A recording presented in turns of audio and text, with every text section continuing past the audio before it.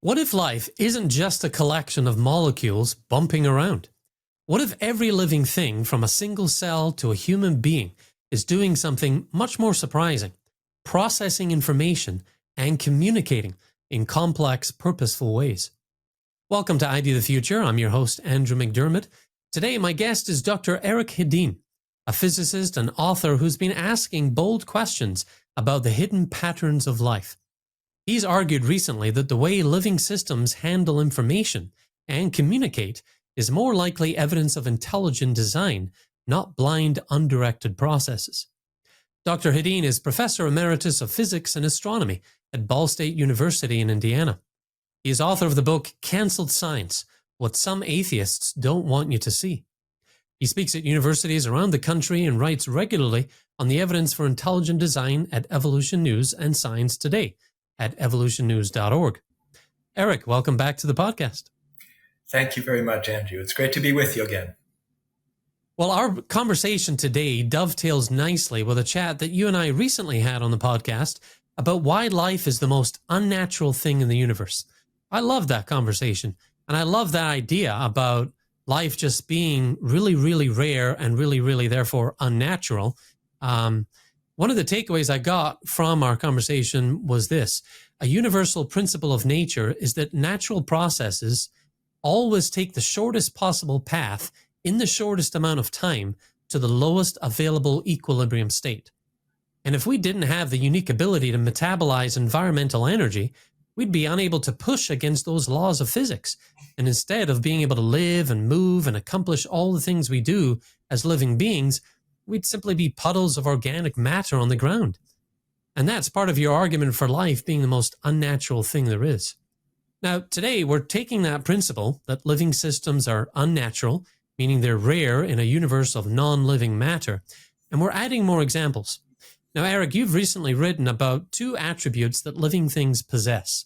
You call these biosignatures: the ability to process information and the ability to communicate. Let's start with information processing.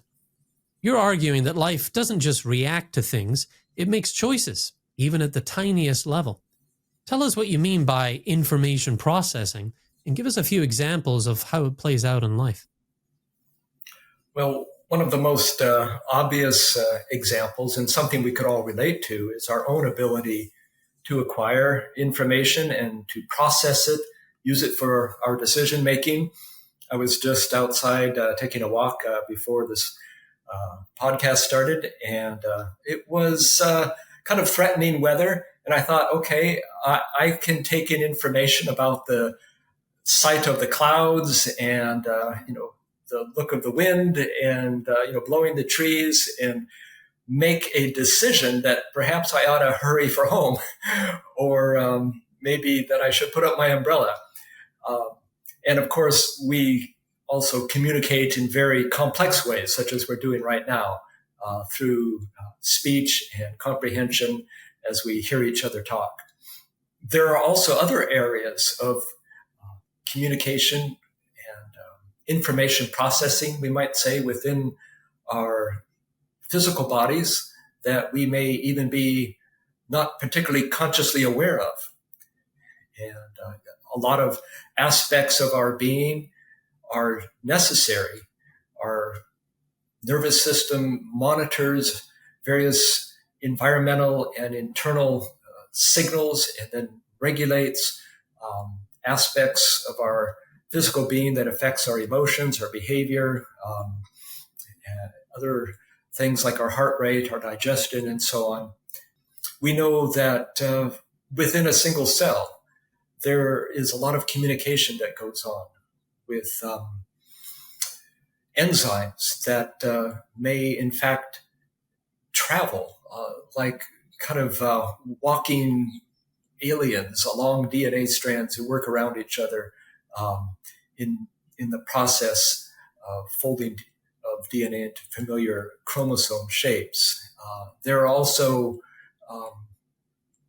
more recent research studies that have discussed something called recurring design logic in living systems,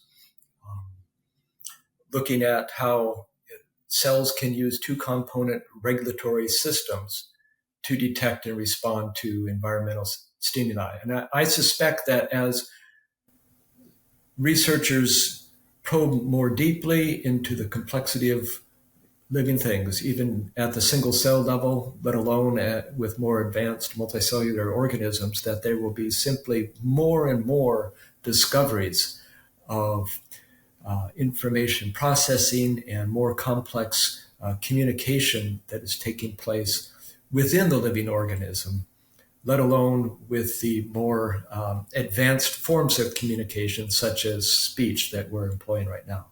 And, you think, well, it's such a hallmark of human beings to be able to information process. I mean, from the moment we're born, even before we develop the ability to communicate with words, we are, constantly looking around us, processing what we see, building conceptual models about our world, even as a tiny baby, Yes. Which is actually, part of science is building these models of the world around us and refining them as we get new information. And we do that before we can even talk. Now, communication, we'll get to in a little while here, but first it's just this information processing, this taking in of stimuli and, things that we can sense and then having a response to that. It's such a powerful hallmark of being alive. Now, we can contrast this with stuff that isn't alive, like rocks, stars, water, and so on. What is it that governs non-living matter if it's not information processing like living systems? That's a great question, and I think it goes to the heart of this discussion, that there is a contrast, a distinction between things that are alive and things that are not alive. And you ask what governs non-living matter, and the answer is simply that they're composed of atoms that follow physical laws without regard to any consequences or functionality or purpose. For example, water droplets that form in clouds may fall, and they're simply governed by the force of gravity and interaction with the air on the way down. They'll hit the ground, and if the ground is, say, made of dust or dirt where they land, the force of the impact will splatter up some of the water along with the dirt. And again, the trajectory of all that is simply the laws of physics, the forces of nature that are very simple, and there's no decision making. They don't have any particular purpose or intent. They just follow the basic laws of nature. And if life was simply a materialistic phenomenon, it would do the same thing. The decision-making comes from the living beings who can see what's happening with the non-living matter and make decisions about that, such as, hey, it's raining, I better get home. Right. And even someone may be objecting here and thinking, well, a microprocessor can do information processing and make decisions based on input that it receives. And that's true, right? My thermostat, a digital thermostat in my house, it can sense the temperature, and then it is programmed to, in a sense, make a decision. If the temperature gets above a certain threshold, it kicks on the air conditioning. And so someone might say, well, what's the big deal? I mean, even inanimate things like a thermostat can do this. But I would ask someone to then consider whether or not that thermostat could exist even if it didn't have an intelligent designer. Yeah, something programming it behind the scenes, right? To do something at a particular time. That's what an algorithm is. An algorithm isn't necessarily happening naturally, but it's set up purposefully by someone with foresight. Yes. Yeah. Well, I want to reiterate something you write in your article. You say, the study of the physics of nature has made one thing very obvious. Matter, energy, and forces do not make goal-directed choices. They simply follow the rules. So there's a lot of stuff in the universe that is just following the rules. And then there's us, a minuscule fraction of the entire universe, and we get the good stuff. We get to push back on the rules and make stuff happen. And of course, that's great freedom, but also great responsibility, right? Well, yes, that's sort of what defines us to be alive, we might say. That we do get to do things that aren't just following the underlying laws of nature. We make stuff happen that wouldn't happen naturally. Like, consider this communication assistant we're using here, the software on the computer, the laptops themselves, the internet, connected, whether it's via fiber optic cables or electrical cables or through satellites. None of that would ever happen in a universe like ours without intelligent agents putting it together. Yeah, these amazing aids we have to communicate today, all intelligently designed. Well, this idea of cognition, that living things have the capacity to make genuine choices and act creatively in response to environmental cues to pursue goals, this is cognition, and it's not a new idea in biology, is it? Well, not especially a new idea, of course, for advanced animals and humans. We've known for a long time, of course, that animals, humans can make genuine choices in response to information. But the idea does seem to be somewhat new as it's applied to single-celled organisms and very simple organisms. An earlier paper that I quoted in one of my articles, a biologist, Dr. Shapiro, claims that cells are sentient beings. And I think that's a relatively new idea. He says that contemporary research in many laboratories on cell-to-cell signaling, symbiosis, and pathogenesis, as he says, shows that bacteria, even single-celled bacteria, utilize sophisticated mechanisms for intercellular communication. And so this is amazing. You've got a single-celled organism. Where is its brain? Where does it have the ability to do anything that implies a purpose? So this researcher, Dr. Shapiro, says that this remarkable series of observations about cell communications requires us to revise our basic ideas about biological information processing and recognize that even the smallest cells are sentient beings. Yeah, so it's not just complex life like you and I or the animals, but we're talking a complexity that boggles the mind even at the lowest forms of cellular life. Yeah, so science is recognizing that life seems to possess more and more remarkable properties. In this case, sentience, the ability to make purpose-driven decisions, and that it's not just a machine. The kind of machinery of the biochemistry, that model isn't sufficient to explain what's going on in the cell anymore. I think that's a very exciting frontier of biological research. Yeah, and maybe that's the new part of cognition and biology, is just the boldness to look at living systems through that lens. I think is a bit more rare.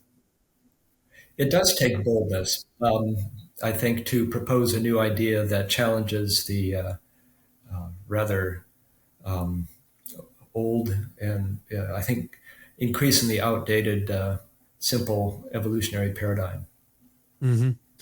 Now, you also note that this information processing power, this biosignature, could even be used to identify extraterrestrial life. Tell us about that. Well, in one of the articles that I used to research and to use as background for my article on information processing, the authors propose that this idea of life's ability to employ information processing is so unique that it could be used as a biosignature in the field of astrobiology. When we're looking for evidence of life outside of Earth on other planets, we sometimes have to avoid consciously the danger of assuming the life is just like us. But their point was the idea that life of any kind is going to involve information processing. So let's look for signatures of that, because that's going to cover life of any kind, even if it's extremely alien to us. And they give a few statements about that. One is that this type of information processing emphasizes the transition from information neutral systems, meaning just having information, to systems with semantic information, that is, systems that maintain their viability by sensing and responding to their environments. And identifying the necessary and sufficient conditions for such transitions, they say, suggests new possibilities for understanding what they want to term abiogenesis. And they're obviously still thinking from a naturalistic point of view, not a intelligent design point of view, but they suggest that it could be a detection signature, this ability to process information. Yeah, because we're not just looking for that radio signal by itself. We're also putting out signals and waiting for a response, and it takes both. It takes the receiving of a signal, but also the response, as you're saying, to denote intelligent life. Now, the obvious next question is this: how does a cell or a complex living system gain cognitive powers? Mm-hmm. If the cell is merely a fortuitous concourse of atoms, which is the Darwinian view, that's a quote from an evolutionary perspective, how does it gain the unnatural ability to make decisions and work toward goals? Does the evolutionary paradigm have a good answer for this kind of surprising power in life? That's an important question, because there are, of course, many researchers who adamantly hold to an evolutionary perspective, a materialist perspective. And so they have to explain the origin of this cognitive power, whether you're talking about in a single cell or in an advanced creature like animals or humans.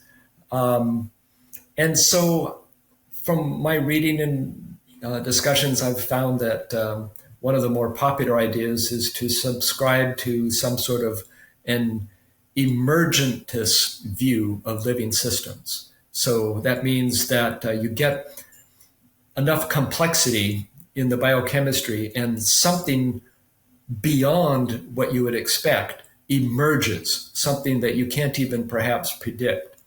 And so if you, for example, have a complex biochemistry that results in cellular life, then perhaps you can expect a consciousness to emerge out of that. Or if you have enough cells coordinated together in a multicellular organism, perhaps a consciousness or a communication system will emerge out of that. And that really, to me, is appealing to something that at this point I would say is non-scientific. We have no scientific evidence of complex functional mechanisms, procedures, processes emerging out of anything natural without any intelligent input. And the idea that, there's complexity that can emerge naturally, I'm well aware of this. Ideas of Prigogine and so on, that there's complexity that may emerge. It's actually not complexity in the information sense. It's simply structural conformation, like perhaps forming a vortex in a certain with certain differentials of pressure and temperature, say, you can form a whirlpool or a tornado. These are not somehow analogies for life, for information processing, for cognition, or for communication.